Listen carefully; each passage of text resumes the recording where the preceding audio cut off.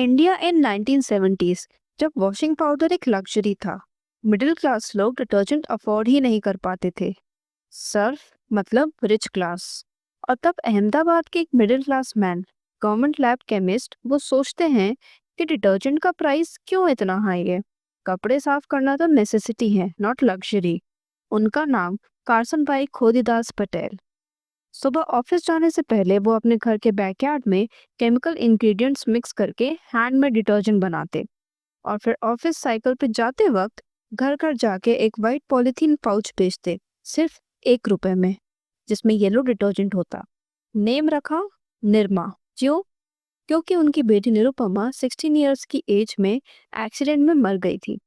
ये ब्रांड एक बिजनेस नहीं था, ये एक बाप की अपनी बेटी को इमॉर्टल बनाने की कोशिश थी। निरमा के पैकेट पे जो लड़की घूमती हुई दिखती है, वो निरुपमा ही है। निरमा का price was not low, it was insanely low compare to Surf. Surf उस टाइम 13 से 15 रुपए का था और निरमा सिर्फ 3 रुपए पर केजी। मिडिल क्लास को पहली बार रियलाइज हुआ हम भी डिटर्जेंट यूज कर सकते हैं। निरमा ग्रू बिकॉज कार्सन भाई हैक्ड विमेन। उस टाइम घर की शॉपिंग डिसीजंस घर की लेडीज लेती थी, बट एक प्रॉब्लम था, मिडिल क्लास लेडीज मार्केट में जाने से शर्माती थी। तो कार्सन भाई ने क्या किया? Door to door free trial, sample distribution at temple gates, महिला मंडल में होम डेमोस, लोकल दुकानदार को cash upfront margin reward.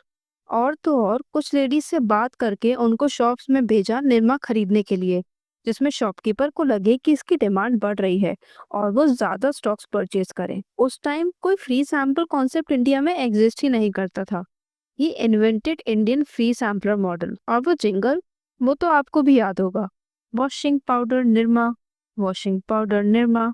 It was not just a jingle, it was the sound of middle class empowerment. Marketing के लिए पैसा नहीं था, टीवी एड्स का भी बजट नहीं था, तो उन्होंने एक रेडियो जिंगल बनाया, सस्ता, repeatable and Kainchi.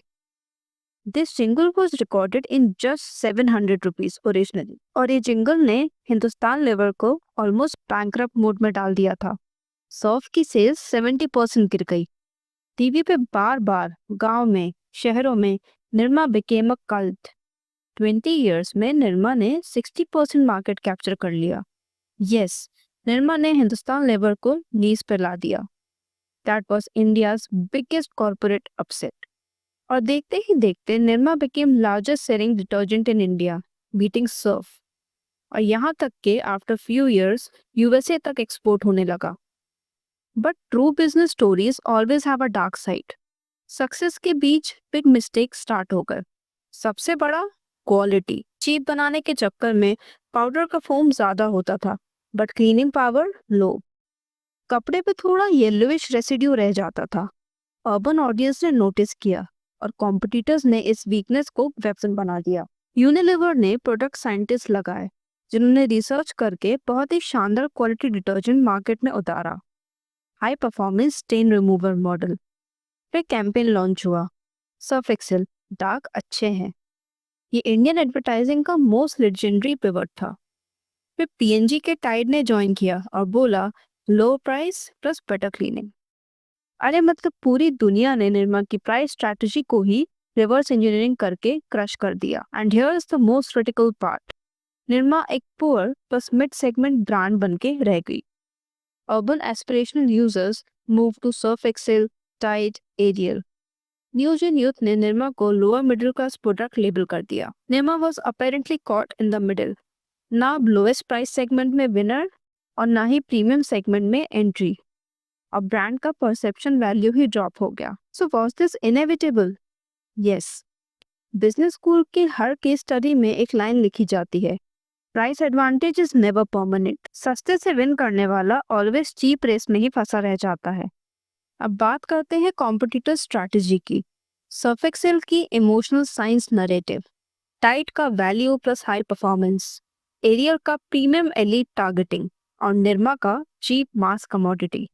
Nirma got trapped.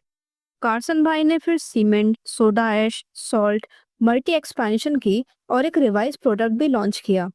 But detergent equals to brand identity, और उसी आइडेंटिटी ने ब्रांड को किल कर दिया था।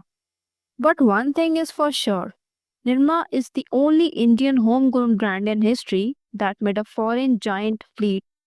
HUL जैसा giant, global PNG जैसा giant, they were forced to rethink India because of Nirma. इसलिए भले ही आज हम Tide, Surf Excel, Ariel use करते हैं, बट अगर इंडिया में डिटर्जेंट डेमोक्रेटाइज हुआ, it was because of Nirma.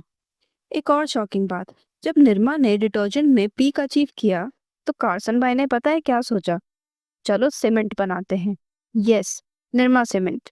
इसका मतलब ये आदमी कमोडिटी से डर नहीं रहा था.